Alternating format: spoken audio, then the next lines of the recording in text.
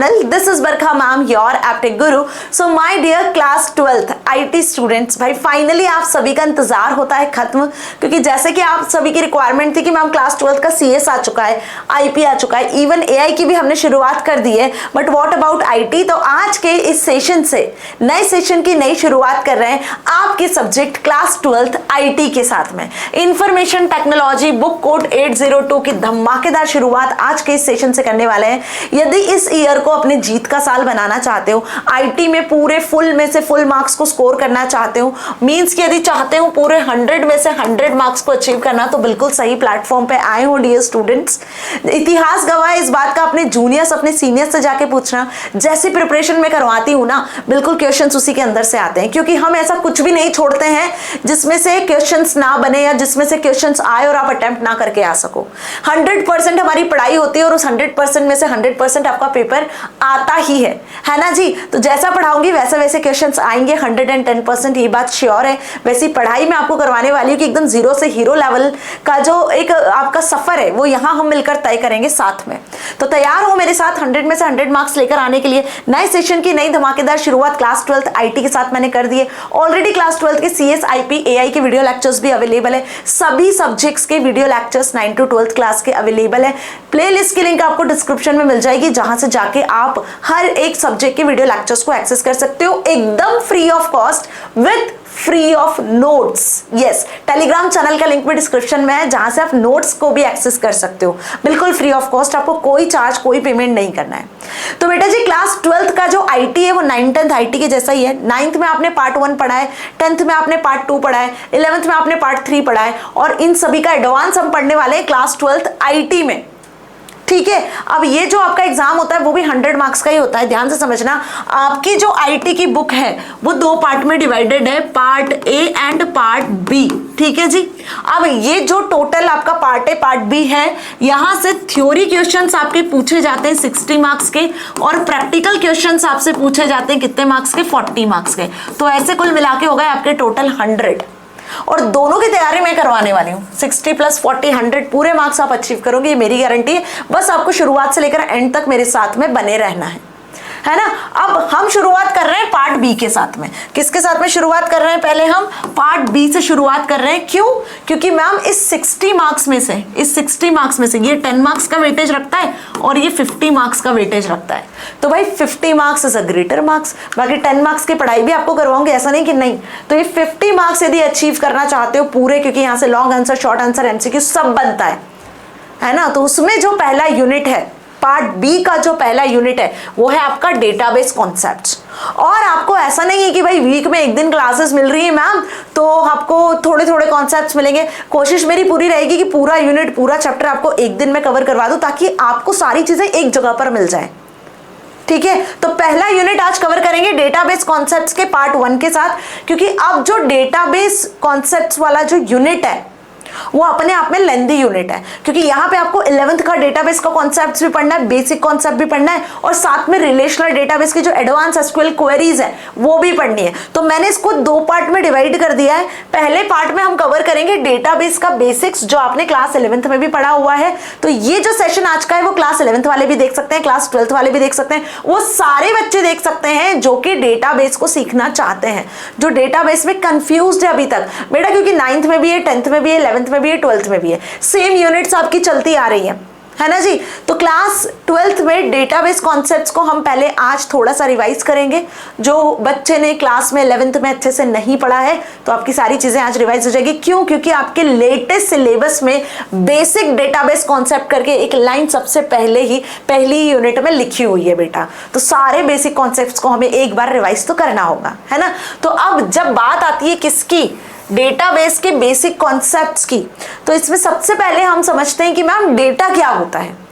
देखो, हम हमारे आसपास डेटा से घिरे हुए हैं, ठीक है। अब आप बोलोगे मैम कैसे डेटा से घिरे हुए? यदि मैं आप ही की बात करूं तो आपका नाम, आपका फोन नंबर, आपका फादर्स का नेम, मदर्स का नेम, आधार कार्ड का नंबर, आपका जो भी जितनी भी डिटेल है, आप किसी स्कूल में जाते हो, आपका जो भी आपका फोन नंबर क्या है, ठीक है, जितनी आपकी डिटेल्स है वो सब क्या है? आपका पर्सनल डेटा है। यदि हम हॉस्पिटल जाते हैं तो वहां पे पेशेंट्स का डेटा होता है। यदि आप बैंक जाते हो तो वहां कस्टमर्स का डेटा होता है। आप कोई शॉपिंग मॉल में जाते हो शॉपिंग करने के लिए तो वहां पर भी आपका डेटा जनरेट होता है। आप जो भी प्रोडक्ट परचेस करते हो उसकी पूरी एंट्री होती है। आप कोई कंपनी ऑर्गेनाइजेशन में काम करते हो तो भाई वहां एम्प्लॉइज का डेटा होता है, आपका सैलरी रिलेटेड डेटा होता है ना। तो वेराइटी ऑफ डेटा है जो कि हमारे आसपास हम देखते हैं जो जनरेट हो रहा है, और एक बिग अमाउंट में ये डेटा जनरेट हो रहा है।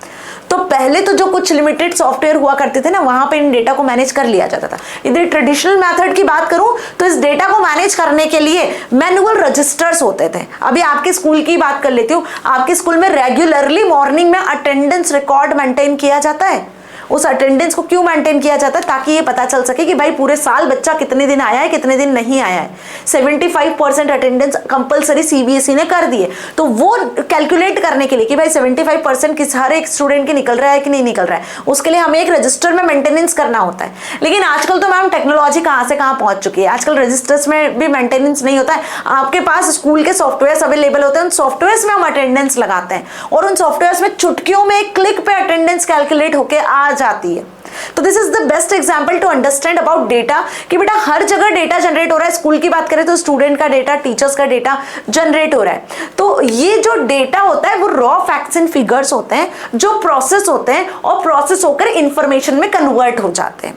ठीक है। फॉर एग्जाम्पल कि मैंने यहां पर कुछ लिखा, फॉर एग्जाम्पल मैंने यहां पर लिखा कि राम, ठीक है, उसके बाद मैंने लिखा कुछ 90, 80, 60, है ना, ऐसे कॉमा लगा के लिख देती हूँ, राइट। और इस तरीके से मैंने कुछ यहाँ पे लिखा हुआ है। अब इसको ये हम कहेंगे कि एक रॉ फैक्ट्स एंड फिगर से डेटा, इसको देखकर आप कुछ भी नहीं समझ पाओगे। आप बस यही बोलोगे कि भाई RM राम लिखा हुआ है, 90, 80, 60 कुछ नंबर्स लिखे हुए हैं।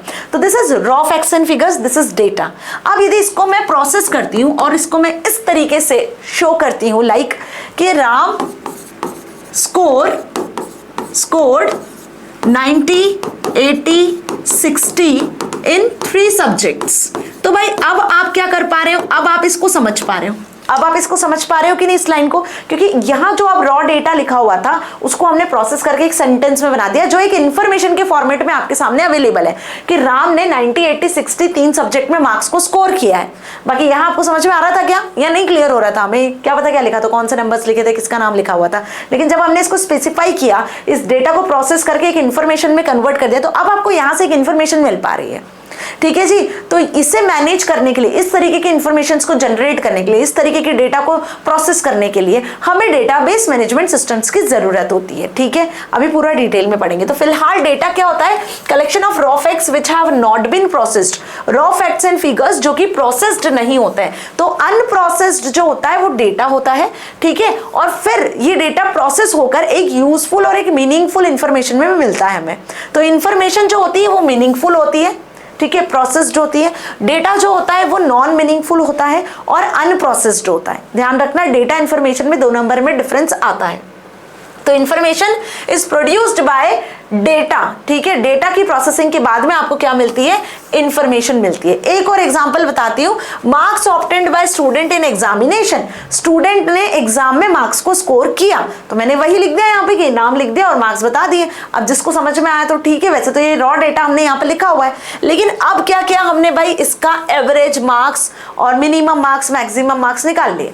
तो 3 सब्जेक्ट्स के आपको एवरेज निकालने हैं, आपको मार्क्स कैलकुलेट करना है, मैक्सिमम मार्क्स किसके आए हैं सारी क्लास में, मिनिमम मार्क्स किसके हैं, वो सब आपने जब कंप्यूट किया, आइदर कंप्यूटर के थ्रू या मैनुअली आपने जैसे भी कंप्यूट किया, तो वो फिर एक इंफॉर्मेशन में कन्वर्ट हो गया, जिससे आपको क्लास की परफॉर्मेंस पता चल गई कि भाई मैक्सिमम मार्क्स किस बच्चे के, मिनिमम मार्क्स किसके हैं, और कैसे आपने जो है एवरेज कैलकुलेट किया। तो यहाँ ये रॉ डेटा था, ये प्रोसेस हुआ, प्रोसेस होने के बाद में आपको एक इंफॉर्मेशन मिली। So this is how about data and information. अब इस डेटा को और इस इंफॉर्मेशन को मैनेज करने के लिए आज हम इस पर्टिकुलर टेक्नोलॉजी एरा में डेटाबेसेस सॉफ्टवेयर्स का यूज कर रहे हैं, और वो भी high quality, high configured databases. अब आप बोलोगे high quality, high configured, high storage databases ये क्या होते हैं मैम? तो बेटा जी जो एक्सेल शीट्स का नाम आपने सुना होगा, स्प्रेडशीट, एक्सेल में लिमिटेड अमाउंट में आप डेटा को स्टोर कर सकते हो, है ना। वहीं MS एक्सेस जो सॉफ्टवेयर होता है उसका भी नाम सुना होगा, SQL MySQL सॉफ्टवेयर होता है, ओरेकल सॉफ्टवेयर होता है। ये बेसिकली वो सॉफ्टवेयर होते हैं जहां पे आप बल्क में डेटा को मेंटेन कर सकते हो। नो मैटर कितना भी डेटा हो, मैनेज किया जा सकता है, उसको प्रोसेस किया जा सकता है। सो डेटाबेसेस के हमें जरूरत पड़ती है। तो डेटाबेसेस क्या हुए? Databases are being used extensively in our day to day life, be it business, engineering, medicine, education, library, to name a few. यहाँ तो मैंने कुछ ही नाम बताए हैं, आपको समझ में आई बात कि business, engineering, medicine, education, library. इसके अलावा भी बहुत सारी फील्ड्स हैं जहां पे डेटा जनरेट होता है और उस डेटा को डेटाबेस में मैनेज किया जाता है। जैसे कि फॉर एग्जांपल स्कूल हो गया, ऑर्गेनाइजेशंस हो गई हैं, कंपनीज होती हैं, ठीक है, और भी साइंटिस्ट लोग जो होते हैं वेदर फोरकास्ट की इंफॉर्मेशन मेंटेन करते हैं।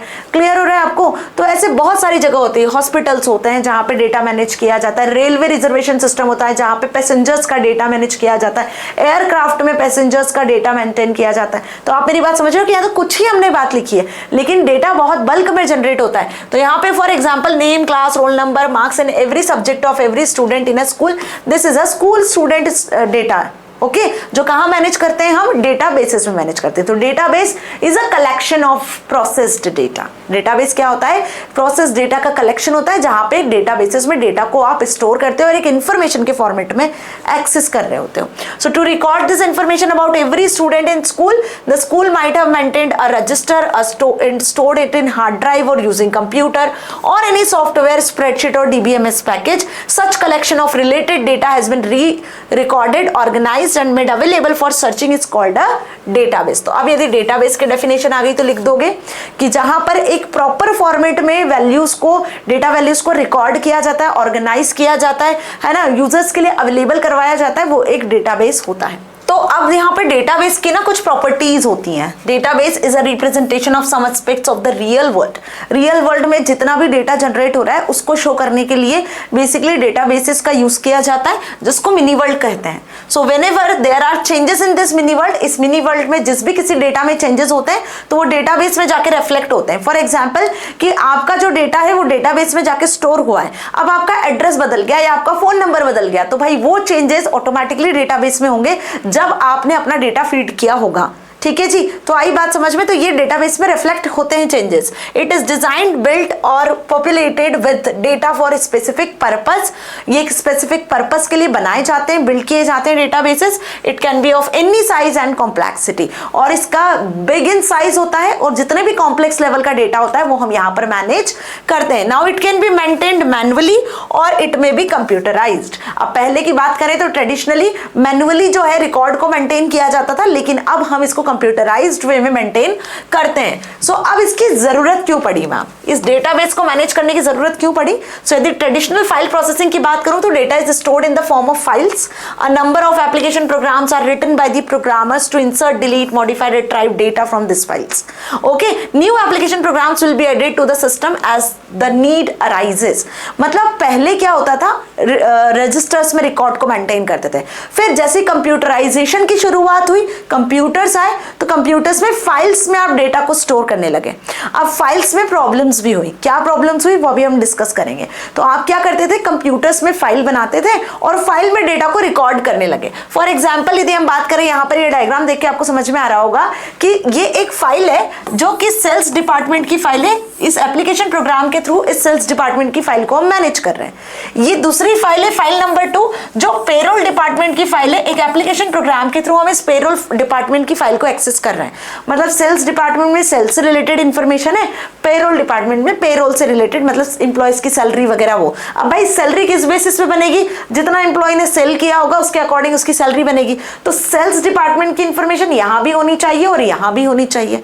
अब जब दोनों फाइल में आपको सेल्स की इंफॉर्मेशन रखनी है तो आप फाइल 1 में भी एंटर करोगे, आप फाइल 2 में भी एंटर करोगे। यहां पर दोनों जगह पर एंटर करने में हो सकता है कि मिस जो है आपकी इंफॉर्मेशन बेसिकली यहां से किसी एक फाइल में नहीं हो, किसी दूसरी फाइल में हो। ठीक है, तो चांसेस है यहां पर डेटा के मिसमैच होने के। हो सकता है ना, दोनों फाइल में आपको डेटा वैल्यूज को मैनेज करना है। सो वही लाइन यहाँ पे लिखी है कि one user will maintain information about all the sales person. एक यूजर है जो इस सॉफ्टवेयर पे काम करेगा, सेल्स डिपार्टमेंट का, जो फाइल 1 पे काम करेगा। दूसरा यूजर होगा जो कि क्या करेगा, पेरोल वाले डिपार्टमेंट में, जो पेरोल डिपार्टमेंट में सिस्टम है वहां पे इंफॉर्मेशन को मेंटेन करेगा फाइल 2 में। तो अब इस तरीके से हमने क्या किया कि एक एग्जांपल समझा, 2 डिपार्टमेंट, 2 लोग, 2 अलग अलग फाइल जहां पर इंफॉर्मेशन को मेंटेन करेंगे, लेकिन वो इंफॉर्मेशन कहीं ना कहीं रिलेटेड होगी। ठीक है जी। So although both the departments need information about the sales person, भाई सेल्स पर्सन में भी सेल्स की इंफॉर्मेशन आएगी, पेरोल में भी सैलरी तभी बनेगी जब सेल्स वहां पर जाएगी। ठीक है जी। So but they will store information about the sales person in different files, will use different application programs and those files. तो वही लाइन बताई कि दोनों अलग अलग सॉफ्टवेयर्स पे अलग अलग फाइल में काम कर रहे हैं, लेकिन कहीं ना कहीं वो इंफॉर्मेशन तो मैच होनी चाहिए, जो मिसमैच होने के चांसेस हो सकते हैं। तो ये फाइल सिस्टम का ड्रॉबैक है।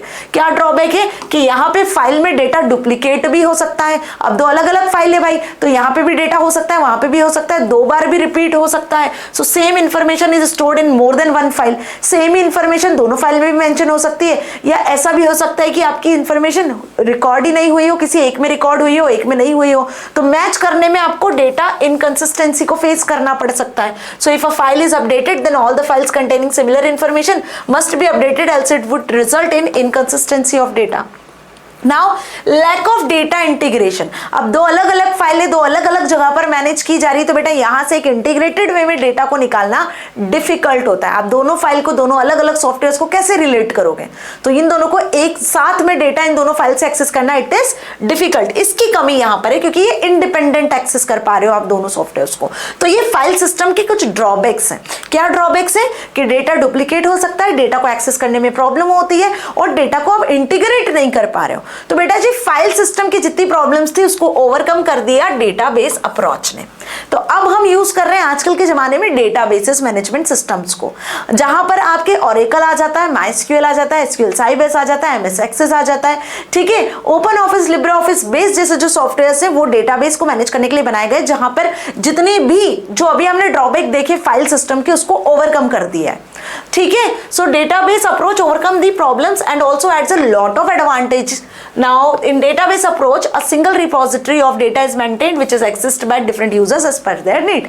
तो भाई अब यहाँ डेटाबेस मैनेजमेंट सिस्टम में हम एक ही डेटाबेस बनाएंगे, और उस एक ही डेटाबेस को सेल्स वाला डिपार्टमेंट भी एक्सेस करेगा और पेरोल वाला डिपार्टमेंट भी एक्सेस करेगा। तो अब आप काम की बात समझ पा रहे हो कि एक ही डेटाबेस को सेल्स भी एक्सेस कर रहा है, पेरोल भी एक्सेस कर रहा है, तो जितने भी चेंजेस होंगे वो एक ही डेटाबेस में होंगे।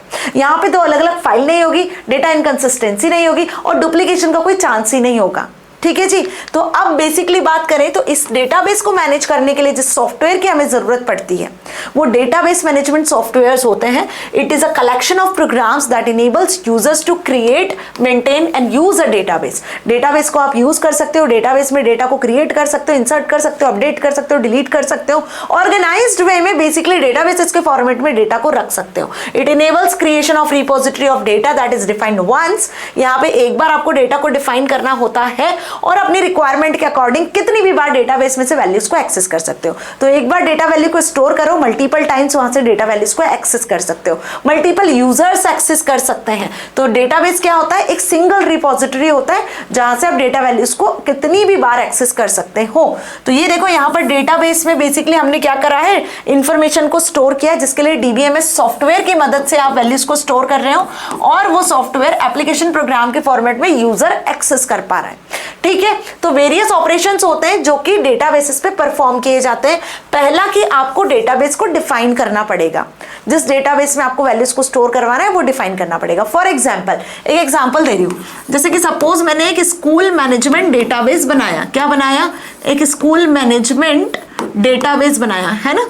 ठीक है, अब स्कूल मैनेजमेंट डेटाबेस सिस्टम में मैं क्या करती हूँ, यहाँ पर मैं कुछ पर्टिकुलरली डेटाबेसेस जैसे रिलेटेड टेबल्स बना लेती हूँ जहाँ पे वैल्यूज को स्टोर करेंगे।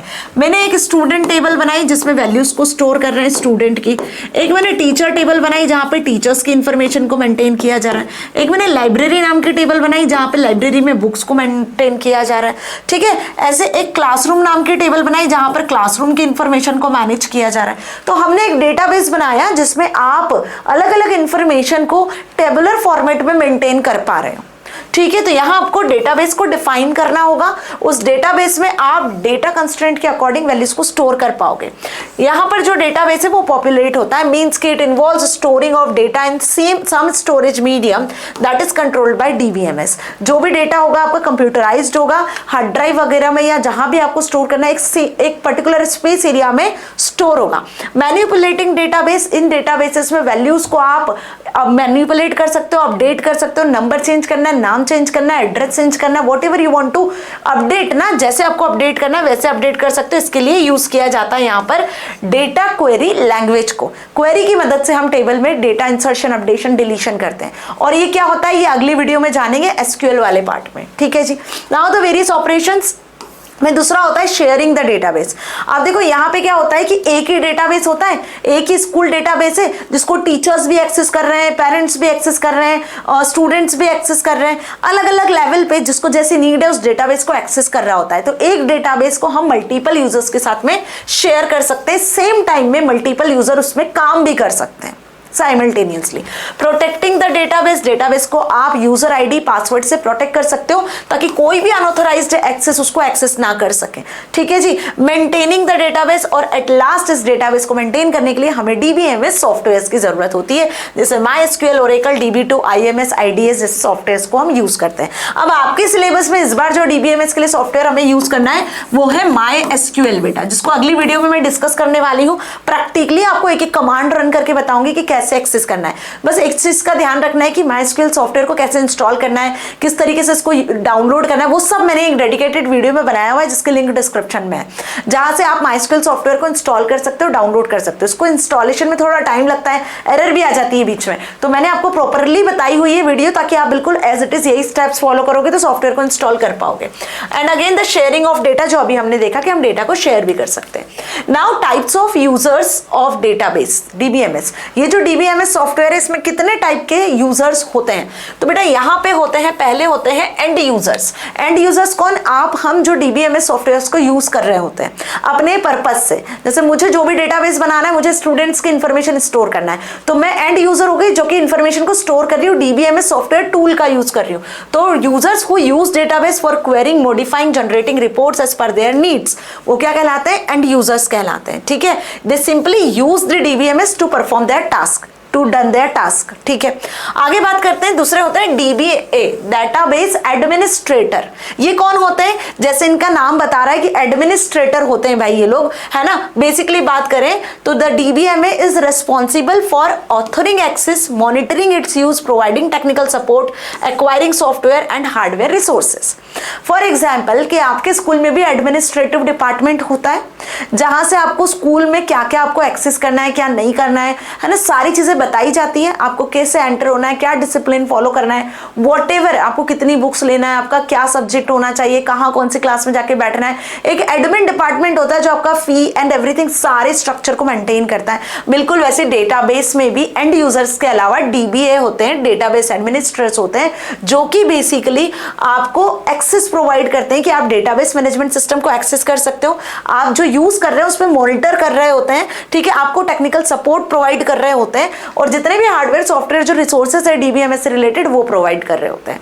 नेक्स्ट होता है एप्लीकेशन प्रोग्रामर्स, जो इन डीबीएमएस सॉफ्टवेयर्स को डिजाइन करते हैं। भाई यदि आप इन पर्टिकुलर सॉफ्टवेयर्स को यूज कर पा रहे हो तो कहीं ना कहीं एप्लीकेशन प्रोग्रामर्स की मदद से ही हम कर पा रहे हैं, जो एसक्यूएल लैंग्वेज में काम करना जानते हैं। मींस कि यदि आपको एसक्यूएल लैंग्वेज आती है और आप कोई डेटाबेस को क्रिएट कर सकते हो, उसमें काम कर सकते हो, तो then you are application programmers. Okay, now system analyst, जो कि क्या करता है? बेसिकली सिस्टम को एनालाइज करने का काम करता है। रिक्वायरमेंट्स, जो कि एंड यूजर की जितनी रिक्वायरमेंट्स होती है उनको एनालाइज करता है, उसके अकॉर्डिंग आपकी जो भी रिक्वायरमेंट है उनको फुलफिल करने की कोशिश कर रहा होता है, वो सिस्टम एनालिसिस्ट होता है। तो मेजर जो रोल होता है वो सिस्टम एनालिसिस्ट का ही होता है। जितना आपको टेक्निकल, इकोनॉमिक और जो भी फिजिबल एस्पेक्ट होते हैं वो सारे फुलफिल करने का काम सिस्टम एनालिसिस्ट का होता है। तो चार टाइप के यूजर होते हैं, एक तो एंड यूजर जो यूज करते हैं, एक एडमिनिस्ट्रेटर जो कंट्रोल करते हैं, एप्लीकेशन प्रोग्रामर्स जो कि प्रोग्रामिंग लैंग्वेज का यूज करके आपको सॉफ्टवेयर को यूज करना सिखाते हैं या यूज कर सकते हो आप, सिस्टम एनालिसिस जो कि सिस्टम को मैनेज करने का काम करते हैं, एनालाइज करने का काम करते हैं। ठीक है जी, कि जितने भी यूजर्स है वो सही तरीके से सॉफ्टवेयर को यूज कर रहे हैं कि नहीं कर रहे, कुल मिला के। डन।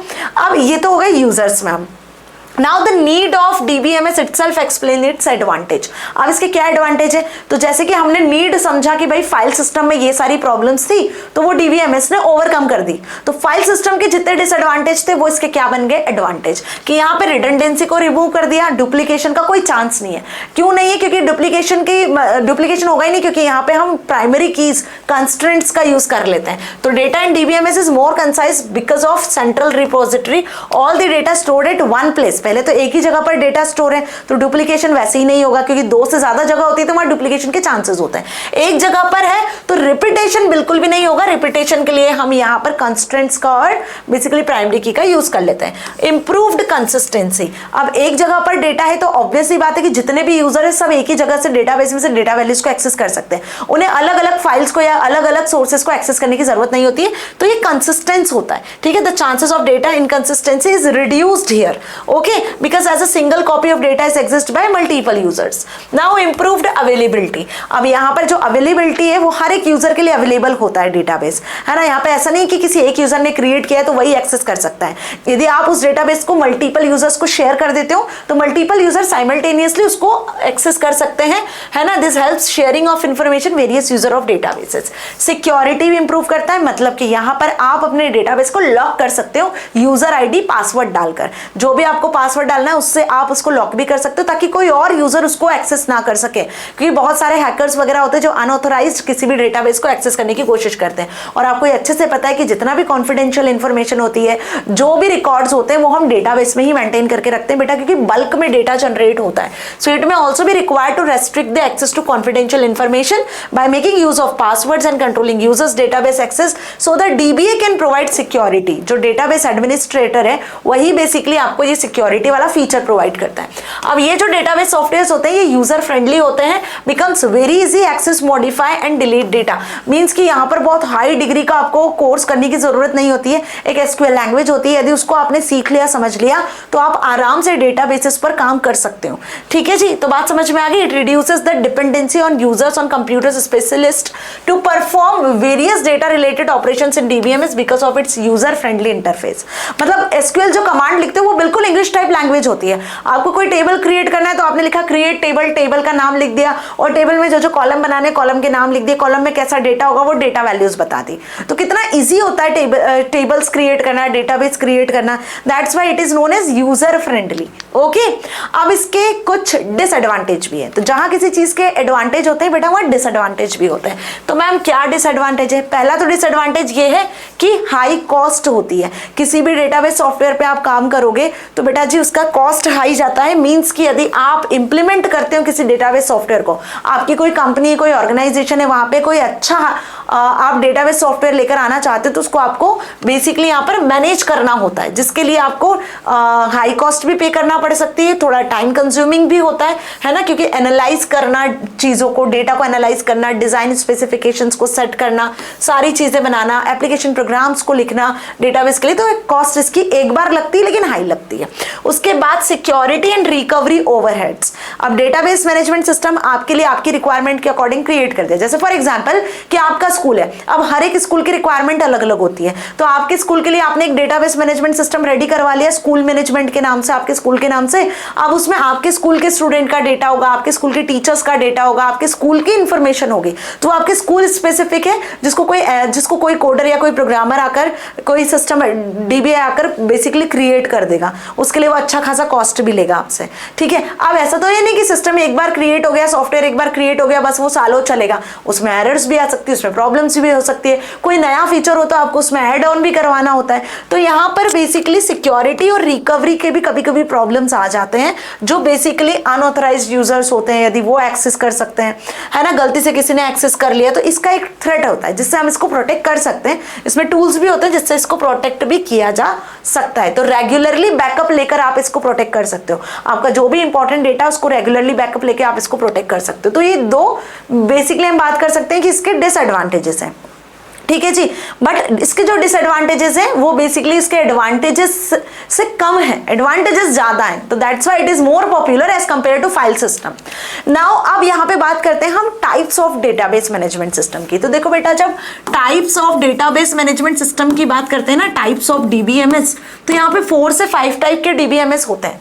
एक होता है आपका यहाँ पर नेटवर्क डेटाबेस मैनेजमेंट सिस्टम, दूसरा होता है हायरार्किकल डेटाबेस मैनेजमेंट सिस्टम, ठीक है, तीसरा होता है रिलेशनल डेटाबेस मैनेजमेंट सिस्टम, और फोर्थ होता है object oriented database management system. अब आप सोच रहे हो मैम इतने सारे होते हैं, लेकिन हमें तो पढ़ना है, जो पढ़ना है हमारे सिलेबस में है, जो हमें पढ़ना है वो है रिलेशनल डेटाबेस मैनेजमेंट सिस्टम, जहां पर टेबुलर फॉर्मेट में, कैसे टेबुलर फॉर्मेट में, रो और कॉलम के फॉर्मेट में डेटा वैल्यूज को स्टोर करवाया जाता है। ठीक है, तो ये 4 होते हैं जिनमें रिलेशनल डेटाबेस पे हमको काम करना है। अभी रिलेशनल डेटाबेस मैनेजमेंट सिस्टम जो है बेसिकली डेवलप किया गया था ईएफ कोड, ठीक है, आईबीएम कंपनी में 1970 में। समझ में आया? अच्छे से तो याद कर लेना, ये आपसे एमसीक्यूज में पूछ सकते हैं कि रिलेशनल डेटाबेस मैनेजमेंट की शुरुआत एजर कोड ने, ईएफ कोड इनका फुल फॉर्म है EDGER, एजर कोड ने 1970 में की थी। It is used to organize collection of data as a collection of relations where each relation corresponds to a table of values. ठीक है, जहां पर आप टेबुलर फॉर्मेट में डेटा वैल्यूज को स्टोर करते हो, और ये टेबुलर फॉर्मेट रो और कॉलम्स में डिवाइड होता है। जैसे कि आप कोई इंप्लॉय टेबल की बात कर लो या कोई स्टूडेंट टेबल की बात कर लो, जिसमें आपको इंप्लॉय का डेटा मिलेगा, उसका नाम, उसका gender, employee ID, salary, date of birth, ये सारी चीजें मिलेगी। For example like this. तो ये जो टेबुलर डेटा कहलाता है, ये क्या कहलाता है? आपका रिलेशनल डेटाबेस कहलाता है। तो रिलेशनल डेटाबेस में हम टेबल्स क्रिएट करते हैं। आपको मैंने कहा कि आपकी क्लास में कितने बच्चे हैं, उनका रिकॉर्ड मेंटेन करके बताओ। तो आप क्या करोगे? स्टूडेंट का नाम लिखोगे, ऐसे लिखोगे ना, स्टूडेंट का नंबर, उसका नाम, ज्यादा हुआ तो उसका आप रोल नंबर लिखोगे, फादर्स नेम लिखोगे, मदर्स नेम लिखोगे, कॉन्टैक्ट नंबर लिखोगे, है ना। इस तरीके से आपकी क्लास में जितने बच्चे हैं उनका आप यहाँ पे डेटा मेंटेन कर दोगे। तो ये एक टेबुलर फॉर्मेट होता है जिसमें हम डेटा को मेंटेन करते हैं, जहां पे टेबल का नाम क्या कहलाता है? रिलेशन कहलाता है। इसको कहते हो आप रिलेशन। ठीक है, हर एक टेबल क्या कहलाती है? रिलेशन कहलाती है। ठीक है जी। उसी के साथ में ये जो name, employee ID, gender, salary, date of birth दिख रहा है, तो ये आपके कॉलम्स हो जाते हैं। क्या हो जाते हैं? कॉलम्स, जिनको क्या कहते हैं हम? फील्ड्स कहते हैं या एट्रीब्यूट्स कहते हैं। याद रखना, क्या कहते हैं? फील्ड्स या फिर एट्रीब्यूट्स।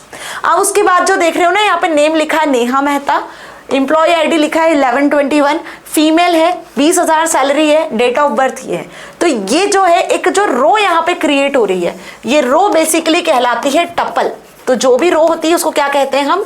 टपल कहते हैं, रो कहते हैं, या फिर रिकॉर्ड कहते हैं। तो ये रिलेशनल डेटाबेस की खासियत है कि यहाँ पे आप रो और कॉलम में डेटा वैल्यूज को स्टोर करते हो। ठीक है, और कॉलम में किस टाइप की वैल्यू स्टोर करते हो ये भी आप बताते हो बाकायदा। तो एक से ज्यादा रोज में आप डेटा वैल्यूज को स्टोर कर सकते हो। ठीक है, तो यहाँ पे रो क्या कहलाता है? टपल कहलाता है। कॉलम क्या कहलाता है? एट्रीब्यूट कहलाता है। टेबल को क्या कहते हैं? रिलेशन कहते हैं। और हर एक कॉलम में जो वैल्यूज होती हैं वो डोमेन कहलाता है। जैसे फॉर एग्जाम्पल की मैं बात करूं यहाँ पर नेम, तो नेम के डोमेन क्या है? ये नेहा मेहता, पारस बंसल, हिमानी, ये डोमेन कहलाता है। हर एक कॉलम की जो वैल्यूज होती हैं, कॉलम की जो वैल्यूज होती हैं वो डोमेन कहलाती हैं। Number of attribute in relation is called the degree of relation. मतलब मैं बात करूं कि इस टेबल में कितने नंबर ऑफ कॉलम है? 1 2 3 4 5, तो इसकी डिग्री कितनी हो जाएगी? 5।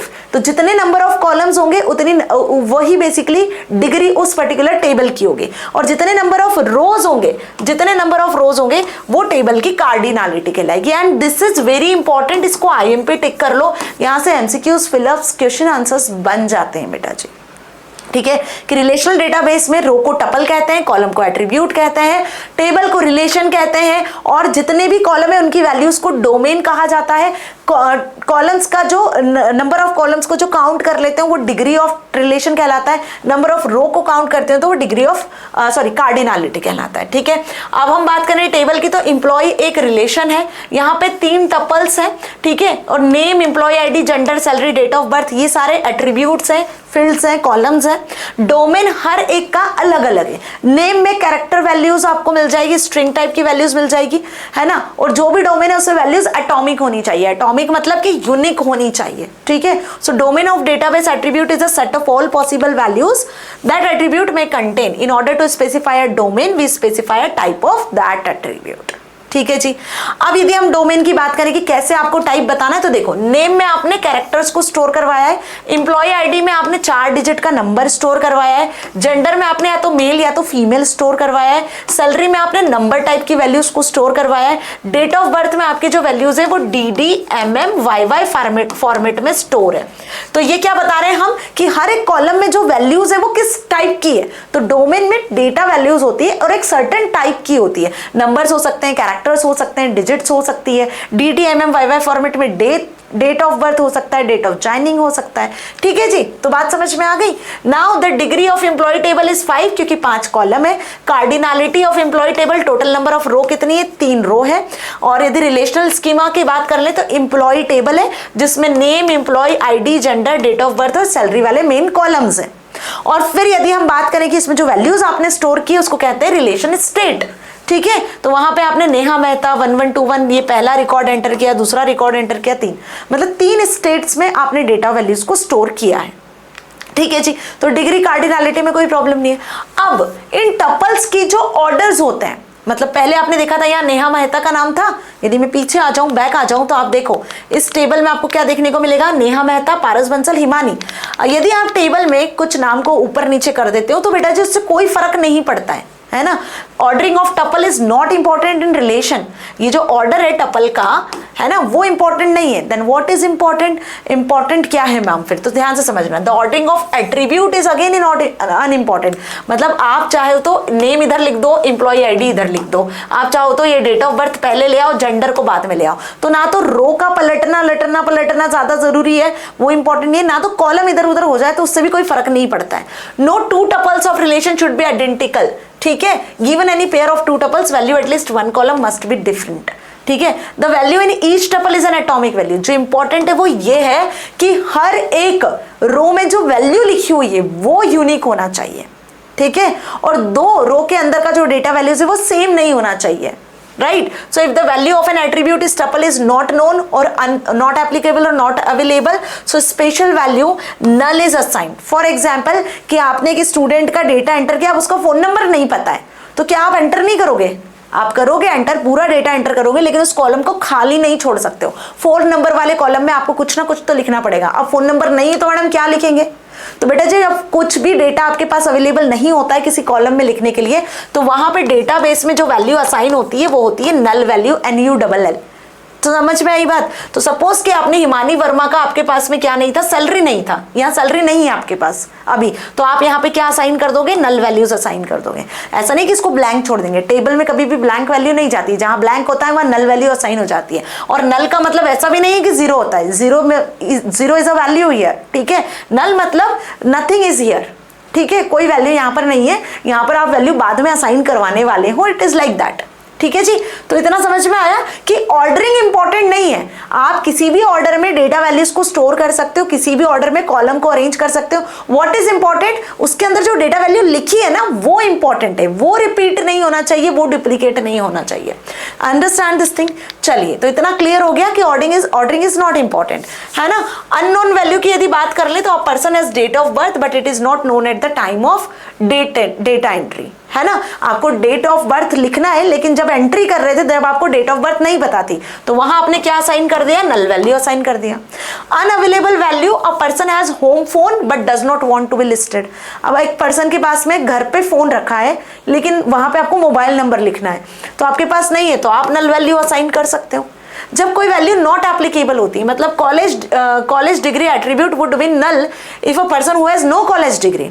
अब आपके पास में यदि कॉलेज डिग्री नहीं है और वहां पे कॉलेज डिग्री वाला कॉलम बना हुआ है, तो आप कहां से डिग्री लेकर आओगे भाई, नहीं है ना, तो कॉलम की वैल्यू ब्लैंक तो नहीं छोड़ेंगे, तो वहां भी क्या असाइन कर देंगे, नल वैल्यू असाइन कर देंगे। तो अब आपको ये केसेस समझ में आ गए कि नल वैल्यू कहां असाइन होती है, जब आपके पास में कोई अननोन वैल्यू हो, आपको नहीं पता हो, या आपके पास में वो वैल्यू अभी राइट नाउ अवेलेबल नहीं हो, या आपके पास में वो वैल्यू है ही नहीं, एप्लीकेबल ही नहीं है आपके लिए, तब आप वहां पे नल वैल्यूज को असाइन करवाते हो। अब रिलेशनल डेटाबेस मैनेजमेंट सिस्टम जो है वो रिलेशनल मॉडल मतलब टेबल पर बेस्ड होते हैं, जिसके लिए ओरेकल, माइस्क्यूएल, IBM2 जितने डेटाबेस मैंने जो सॉफ्टवेयर बताए उनका हम यूज करते हैं।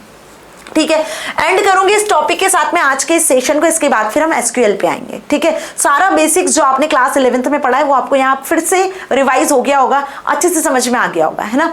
अब इनको जैसे मैंने बताया कि मैम यहाँ पे हम वैल्यूज को यूनिकली डिफाइन करते हैं, तो उसके लिए ना कुछ कंस्ट्रेंट अप्लाई किए जाते हैं ताकि टेबल में वैल्यू एटॉमिक बनी रहे। एटॉमिक मतलब यूनिक बनी रहे, रिपीट ना हो। तो रिडंडेंसी को रिमूव करने के लिए, है ना, यूनिकनेस को बनाने के लिए कुछ कंस्ट्रेंट होते हैं जिनको अप्लाई करते हैं, जिससे कोई भी डेटा वैल्यूज जो है वो कोई भी ऐसी अननोन वैल्यूज ना आ जाए। ठीक है, फॉर एग्जाम्पल कि मैंने कहा कि आपको भाई फोन नंबर एंटर करना है, क्या कहा मैंने कि फोन नंबर एंटर करना है, तो अब हम यहाँ पे कंस्ट्रेंट अप्लाई कर देंगे। क्या हम यहाँ पे कंस्ट्रेंट अप्लाई कर देंगे कि भाई जो फोन नंबर होगा वो 10 डिजिट का ही होगा, क्योंकि भाई यूजर तो कुछ भी एंटर कर सकता है, कितना भी बड़ा फोन नंबर एंटर कर सकता है, कोई कैरेक्टर एंटर कर सकता है यहाँ पर।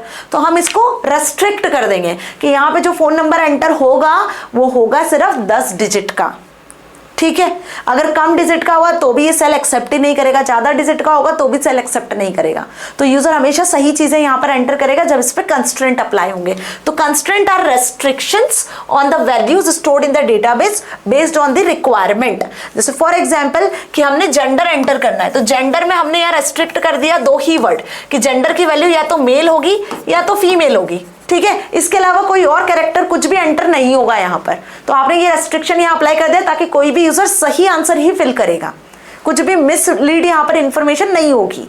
ठीक है, इससे हम डेटाबेस में जो वैल्यूज है उसको क्या कर पा रहे हैं, एटॉमिक रख पा रहे हैं और मीनिंगफुल रख पा रहे हैं। मीनिंगलेस आपको चीज या फिर इनकन्वीनियंसी या फिर आपको इनकरेक्ट इंफॉर्मेशन नहीं मिलेगी, है ना जी। तो ये कंस्ट्रेंट कहलाते हैं। इसमें सबसे पहला कंस्ट्रेंट आता है डोमेन कंस्ट्रेंट।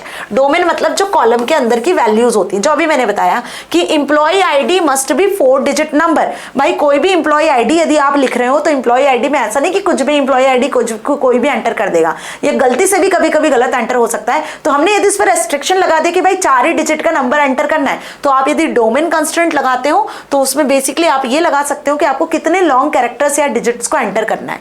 दूसरा होता है की कंस्ट्रेंट। अभी की कंस्ट्रेंट क्या होता है, जिससे आप टेबल की वैल्यूज को यूनिकली आइडेंटिफाई कर पा रहे हो। डिफरेंट टाइप की कीज होती हैं। So before we can explain the constraint need to describe terms of super key, candidate key, primary key. ठीक है, अब ये की कंस्ट्रेंट क्या होता है, अपने आप में इंपॉर्टेंट है, बहुत इंपॉर्टेंट है। ध्यान से समझो कि डेटाबेसेस में ना डेटा वैल्यूज को यूनिक रखने के लिए कुछ कीज यूज की जाती है। पहली बात कर रहे हैं हम सुपर कीज की। ठीक है, तो सुपर की कोई इंडिविजुअल की नहीं होती है। टेबल में जितने कॉलम्स हैं सभी सुपर कीज में इंक्लूडेड होते हैं जनरली, या more than 4 column super keys में इंक्लूडेड होते हैं। तो सुपर की सेट ऑफ एट्रीब्यूट्स होता है, मतलब एट्रीब्यूट्स का कलेक्शन, कॉलम्स का कलेक्शन होता है, for which no 2 tuples in relation set have the same combination of values, जिसमें 2 टपल्स का एक जैसा वैल्यू नहीं हो सकता है। Every relation must have at least 1 super key which is combination of all attributes in relation. जैसे एम्प्लॉय टेबल की बात करते हैं तो एम्प्लॉय टेबल में यदि हम बात करें तो यहाँ पर एम्प्लॉय का नंबर, एम्प्लॉय का आईडी और एम्प्लॉय का नेम और जेंडर, ये सारे सुपर कीज बन चुके हैं। तो keys is the minimal super की which means it is that super key of relation from which it any attribute is removed than it no longer remains a super key। मतलब यहाँ पे जो keys हैं वो मिनिमल होना चाहिए super keys भी।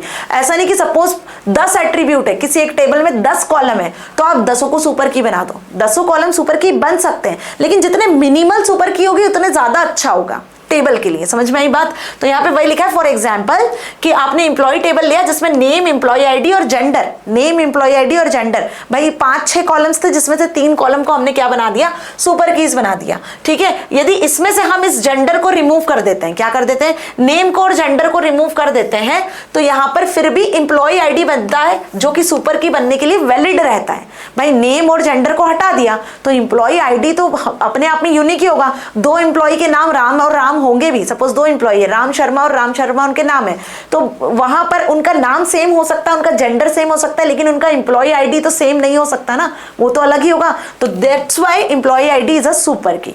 ओके, तो आपको यहाँ पे क्या करना है, employee ID is key, that is a super key as well as no more removal as possible. इसको आप नहीं रिमूव कर सकते। फिर एक कॉलम तो मिनिमल होना ही चाहिए जो एज अ सुपर की बन सकता है। तो सुपर की में आप एक से ज्यादा कॉलम्स को ऐड कर सकते हो, लेकिन in case of removal of columns तो एक कॉलम ऐसा होगा जो कि सुपर की तरह ट्रीट होगा। ओके जी, तो बात अच्छे से समझ में आ गई। Now come to the next. देखो यहाँ पर ही सुपर की बनने वाले सारे कॉलम्स लिखे हुए हैं, name, employee ID, gender, salary, date of birth, सारे लिख दिए, सारे सुपर कीज बन सकते हैं। फिर यहाँ पे आपने यहाँ से जेंडर हटा दिया तो ये तीनों कॉलम भी आपके सुपर कीज में आ सकते हैं। ठीक है, फिर यहाँ से आपने नेम हटा दिया तो एम्प्लॉय आईडी, जेंडर, सैलरी ये भी सुपर कीज में आ सकते हैं। एम्प्लॉय आईडी तो होना ही चाहिए, चाहे कोई भी कॉलम आप हटा दो या रख दो, ये सभी columns, group of columns super keys की कैटेगरी में आते हैं। ठीक है, नाउ कैंडिडेट कीज की बात करते हैं। तो अब कैंडिडेट कीज क्या होते हैं बेटा जी, सुनो। जैसे कि कोई कॉम्पिटिटिव एग्जाम होता है, तो कॉम्पिटिटिव एग्जाम के लिए आईआईटी, जेईई, नीट की एग्जाम की बात कर लो, आप यूपीएससी की एग्जाम की बात कर लो, कोई बैंकिंग एग्जाम की बात कर लो। ठीक है जी, तो क्या होता है उसमें बहुत सारे जो कैंडिडेट्स हैं वो अप्लाई कर देते हैं, है ना, जो भी फीस लगती है उसके अकॉर्डिंग हम सब अप्लाई कर देते हैं। तो जितने लोग अप्लाई करते हैं वो सभी क्या कहलाते हैं, कैंडिडेट। बिल्कुल वैसे किसी भी टेबल में, यदि मैं एम्प्लॉय टेबल की बात करूं तो एम्प्लॉय टेबल में भी क्या है, बहुत सारे कॉलम्स होते हैं जो कैंडिडेट की बन सकते हैं। अभी कैंडिडेट की किसको डिफाइन करता है, कैंडिडेट की जो होता है वो डिस्क्राइब करता है टेबल के कॉलम्स वैल्यूज को, जिनकी जो वैल्यूज है वो यूनिक हो। मतलब ये जो कीज है वो यूनिकनेस के लिए ही होती है, डुप्लीकेशन, रिडंडेंसीज को हटाने के लिए ही ये कीज बनाई गई है। कुल मिला के बात समझ में आई। सो यहाँ पर यदि हम टेबल की बात करें, एम्प्लॉय टेबल की बात करें, तो एम्प्लॉय आईडी, एम्प्लॉय का नेम, बेसिकली ये कैंडिडेट कीज हैं, जिनमें से किसी एक ही की को हम क्या बनाते हैं, प्राइमरी की बनाते हैं। ठीक है, तो यहाँ पे जितने भी कॉलम्स आपने देखे एम्प्लॉय टेबल में, तो वहां पे एम्प्लॉय आईडी ही एक ऐसा कॉलम है जिसकी वैल्यू रिपीट नहीं होगी। देखो, नेम की वैल्यू रिपीट हो सकती है, डेट ऑफ बर्थ रिपीट हो सकती है, जेंडर रिपीट हो सकता है, सैलरी रिपीट हो सकती है, बट क्या एम्प्लॉय आईडी रिपीट होगा, नहीं, है ना। तो एम्प्लॉय आईडी को हम क्या बना देंगे, प्राइमरी की बना देंगे, और प्राइमरी की हमेशा कैंडिडेट कीज में से एक ही कीज को सिलेक्ट किया जाता है। तो कैंडिडेट बहुत सारे होते हैं जो एग्जाम के लिए अपीयर होते हैं, लेकिन उनमें से सिलेक्टेड कुछ एक या दो ही होते हैं। बात समझ में आई। तो वही लाइन यहाँ पे लिखी है कि टेबल में जितने भी कॉलम्स हैं वो कैंडिडेट बन सकते हैं, लेकिन उनमें से कोई एक ही ऐसा कॉलम होता है जिसको हम प्राइमरी की बनाते हैं, और ये प्राइमरी की जो बेसिकली यूज किया जाता है वो रिकॉर्ड्स को यूनिकली आइडेंटिफाई करने के लिए यूज किया जाता है। ठीक है, आ गई बात समझ में अच्छे से। तो ये सारी क्या कहलाती है, आपकी बेसिकली कीज कहलाती हैं। अब इसमें एक कंस्ट्रेंट और होता है, तो की कंस्ट्रेंट समझ में आ गया। आपको जिस भी कॉलम को की बनाना है प्राइमरी की, तो आप उस कॉलम के आगे प्राइमरी की लिख सकते हो। ठीक है, सुपर कीज बनाना है तो सुपर कीज लिख सकते हो। ठीक है जी। अभी नल वैल्यू कंस्ट्रेंट क्या होता है, किसी भी कॉलम में कोई भी यूजर ब्लैंक वैल्यू नहीं एंटर करेगा। यदि ब्लैंक एंटर करेगा तो वहां पे नल असाइन हो जाएगा बाय यूजिंग दिस कंस्ट्रेंट। जैसे कि if every employee must have a valid name, then the name attribute is constraint to be a not null. ठीक है जी। तो जैसे फॉर एग्जांपल कि आप एम्प्लॉय आईडी एंटर कर रहे हो, आपने जैसे फॉर एग्जांपल मैं अपनी एंट्री करती हूँ, तो मैंने अपना एम्प्लॉय आईडी लिख दिया, है ना। अब ऐसा तो नहीं कि मैं नाम नहीं लिखूंगी और सारी डिटेल लिख दूंगी, date of birth and everything. नाम तो मस्टली हमको लिखना पड़ेगा, मस्ट होगा नाम लिखना। तो नेम के आगे तो सारी इंफॉर्मेशन नेम से ही रिलेटेड होंगी। तो नेम वाले कॉलम पे हमने नल कंस्ट्रेंट अप्लाई कर दिया कि नेम वाला कॉलम कोई भी ब्लैंक नहीं छोड़ सकता है। समझ में आ गई बात। नेम तो आपको एंटर करना ही पड़ेगा कॉलम में, तो उस पे हमने नल वैल्यू वाला नल कंस्ट्रेंट अप्लाई कर दिया, और उसको हम कहते हैं नॉट नल, कि इस पर्टिकुलर कॉलम की वैल्यू नल नहीं होनी चाहिए। Entity integrity constant, this constant specifies the primary key of a relation can not have null value. ठीक है, ये भी उसी को ही बता रहा है। This the reason behind this constraint is that we know primary key constraint no duplicates. हमें ये पता है कि प्राइमरी की में कोई भी डुप्लीकेट वैल्यू नहीं आती है। जैसे मैंने बोला कि दो एम्प्लॉयज का नाम राम शर्मा है, लेकिन इनका जो एम्प्लॉय आईडी होगा वो सेम नहीं होगा। एम्प्लॉय आईडी हर एक एम्प्लॉय का यूनिक ही रहता है ना, उसमें कोई डुप्लीकेशन नहीं होता है। तो कीज की मदद से, इन कंस्ट्रेंट की मदद से हम हमारी टेबल को, जो डेटाबेस होता है उसको क्या करते हैं, कंसिस्टेंट बनाते हैं, उसमें डुप्लीकेशन को, रिडंडेंसी को रिड्यूस करते हैं। यही बेसिकली एडवांटेजेस हैं डेटाबेसेस के। क्लियर हुआ। चलिए अब आते हैं अगले लास्ट कंस्ट्रेंट पर, जिसको कहते हैं रेफरेंशियल इंटीग्रिटी कंस्ट्रेंट। डेटाबेस की एक सबसे बड़ी खासियत क्या है पता है? डेटाबेस की सबसे बड़ी खासियत यह है कि यहां पर आप दो या दो से ज्यादा टेबल से कलेक्टिवली डेटा को एक्सेस कर सकते हो, जो फाइल सिस्टम में पॉसिबल ही नहीं था। ठीक है, मींस कि यदि मैं बात करूं यहां पर कि मैंने एक एम्प्लॉय टेबल बनाई हुई है और एक मैंने यहां पर डिपार्टमेंट टेबल बनाई हुई है। अब व्हाट आई वांट, मैं ये चाहती हूं कि मैं दोनों टेबल से कलेक्टिवली डेटा को एक्सेस करूं। यहां पर मेरे पास में जो डेटा है वो है एम्प्लॉय का आईडी है, एम्प्लॉय का नाम है। ठीक है, बात समझ में आई। और मैंने यहाँ पे एम्प्लॉय का डिपार्टमेंट भी लिख दिया कि वो किस डिपार्टमेंट आईडी में काम कर रहा है। अब यहां पर मैंने लिखा हुआ है डिपार्टमेंट आईडी, ठीक है, और डिपार्टमेंट का नाम, ठीक है। तो ये डिपार्टमेंट टेबल हो गए जिसमें कितने डिपार्टमेंट है आपकी कंपनी में और उन डिपार्टमेंट के क्या क्या नाम है। और यहाँ पे हमने एम्प्लॉय टेबल बनाई जिसमें एम्प्लॉय का आईडी है, एम्प्लॉय का पर्सनल आईडी, उसका नाम और उसके डिपार्टमेंट का आईडी है, ठीक है। तो अब यदि मुझे यहाँ से इस टेबल से एम्प्लॉय और डिपार्टमेंट, वो किस डिपार्टमेंट में काम करता है उस डिपार्टमेंट का नाम चाहिए, तो मुझे इन दोनों टेबल से कलेक्टिवली डेटा को एक्सेस करना होगा, है ना। तो इसके लिए क्या होना चाहिए, दोनों टेबल में एक ऐसा कॉलम होना चाहिए जिससे हम दोनों टेबल से एक साथ मिला के डेटा को एक्सेस कर सकते हैं। तो यहाँ पे एम्प्लॉय आईडी क्या बन गया भाई, प्राइमरी की बन गया, और डिपार्टमेंट टेबल में डिपार्टमेंट आईडी क्या बन रहा है, प्राइमरी की बन रहा है, प्राइमरी की, जिससे यूनिकली आइडेंटिफाई कर पाओगे आप रिकॉर्ड को, है ना। लेकिन एक ऐसा कॉलम जो दोनों टेबल में एग्जिस्ट कर रहा है जिससे आप इन दोनों टेबल को क्या कर पा रहे हो, रिलेट कर पा रहे हो, दोनों टेबल को लिंक कर पा रहे हो, वो है डिपार्टमेंट आईडी। तो डिपार्टमेंट आईडी यदि इस टेबल का प्राइमरी की है तो ये दूसरी टेबल में यूज हो रहा है, तो यहां पे ये बन जाएगा फॉरेन की। क्या बन जाएगा, फॉरेन की। तो किसी एक टेबल के प्राइमरी की को किसी दूसरी टेबल में यदि उस कॉलम को आप यूज करते हो, किसी एक टेबल के प्राइमरी की वाले कॉलम को किसी दूसरी टेबल में आप यदि यूज कर रहे हो दोनों टेबल को रिलेट करने के लिए, तो वो दूसरी टेबल में फॉरेन की बन जाता है। तो किसी एक टेबल में एक प्राइमरी वाला कॉलम होगा और दूसरी टेबल में वही सेम वाला कॉलम आपका फॉरेन की बन चुका होगा, ठीक है। तो वही लाइन यहाँ पे लिखा है कि रेफरेंशियल इंटीग्रिटी कंस्ट्रेंट में हम बेसिकली दो टेबल्स को, दो रिलेशंस को कनेक्ट करने की कोशिश कर रहे होते हैं, लिंक करने की कोशिश कर रहे होते हैं, ताकि आप यहाँ से कलेक्टिवली दो टेबल से डेटा को एक्सेस कर सकते हो with the concept of foreign keys. तो फॉरेन की वो रिलेशन होता है, suppose R1 is a relation of foreign की, है ना, which is a primary key of R1 table, and another relation R2 जहां पे वही सेम बेसिकली फॉरेन की तरह यूज होगा। क्लियर हुआ। एक और यहाँ पे लाइन है जो आपको ध्यान रखनी है कि वैल्यू ऑफ प्राइमरी की is same tuple of R2 और इज नल, मतलब कि प्राइमरी की वैल्यू तो आपकी नल नहीं हो सकती, लेकिन फॉरेन की में वैल्यू नल वैल्यू हो सकती है। तो अगर ये R1 R2 से समझ नहीं आ रहा है तो एम्प्लॉय और डिपार्टमेंट से तो मैंने समझा दिया है, समझ में आ गई बात, है ना। चलो, सो यहाँ पे वही लाइन लिखी हुई है कि एक जो टेबल होगी वो होगी आपकी मेन टेबल, है ना। तो यहाँ पे एम्प्लॉय टेबल आपकी मेन टेबल है और जो रेफरेंस हो रही है टेबल वो डिपार्टमेंट टेबल है, तो ये रेफरेंस टेबल हो गई। तो इसीलिए इसको रेफरेंशियल इंटीग्रिटी कहा जाता है कि दोनों टेबल को रेफरेंस करके आप कलेक्टिवली इंटीग्रेटेड वे में डेटा को एक्सेस कर पा रहे हो।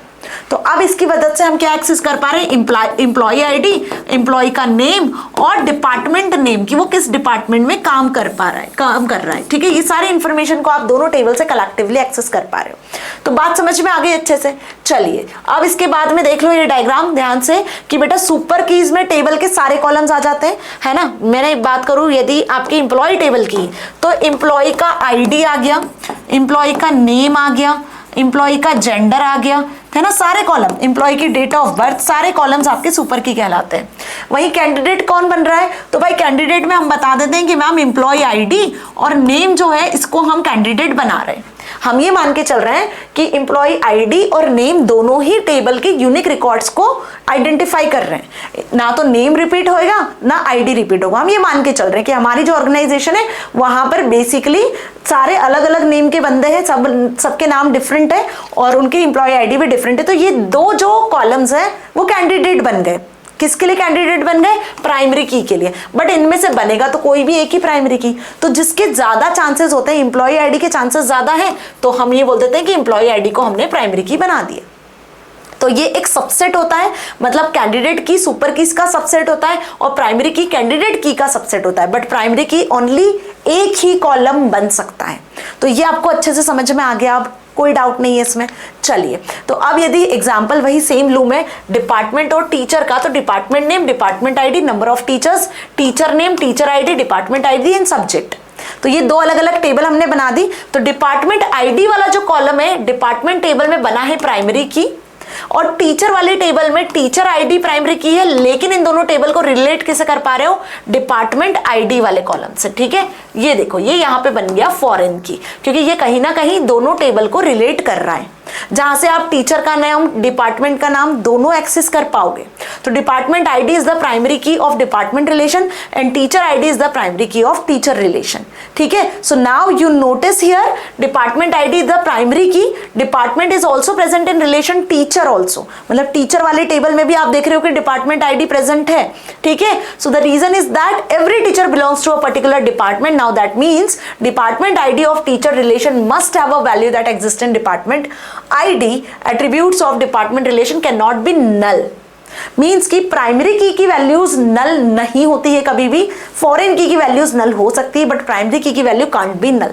ओके, अब ये चीज आपको अच्छे से क्लियर हो चुकी है, कोई भी डाउट नहीं इसमें, फॉरेन की मदद से कैसे एक्सेस कर सकते हैं. चलो तो यहाँ पे इस सेशन को खत्म करती हूँ. सेशन थोड़ा लेंदी था लेकिन मजेदार था, समझ में सारी चीजें आ चुकी है. जो भी हमने अभी तक पढ़ा पूरा 11th का रिवाइज किया है ना. 11th में यदि आपने अच्छे से नहीं पढ़ा है डीबीएमएस तो अब आपको एकदम सारी चीजें क्रिस्टल क्लियर हो गई होंगी. ठीक है जी, अगले सेशन में हम टेबल्स क्रिएट कैसे करना है, इसमें प्राइमरी की को अप्लाई कैसे करना है, इन कंस्ट्रेंट का यूज कैसे करना है, टेबल में insertion deletion updation modification SQL language की मदद से कैसे करना है, प्रैक्टिकली मैं एसक्यूएल पे बताऊंगी बेटा जी. तो अगला सेशन लेंदी भी होगा लेकिन बहुत इंपॉर्टेंट होगा. अगले सेशन में पूरा चैप्टर में यहाँ पर पूरी यूनिट खत्म करने वाली हूँ, तो बिल्कुल मिस मत करना. यदि आपने चैनल अभी तक भी सब्सक्राइब नहीं किया है तो जल्दी कर लो ताकि आगे आने वाले अगले सेशन के इंपॉर्टेंट नोटिफिकेशंस वीडियो के आपको मिल सके. तो मिलेंगे अगले सेशन में. Till then stay happy. Thank you so much.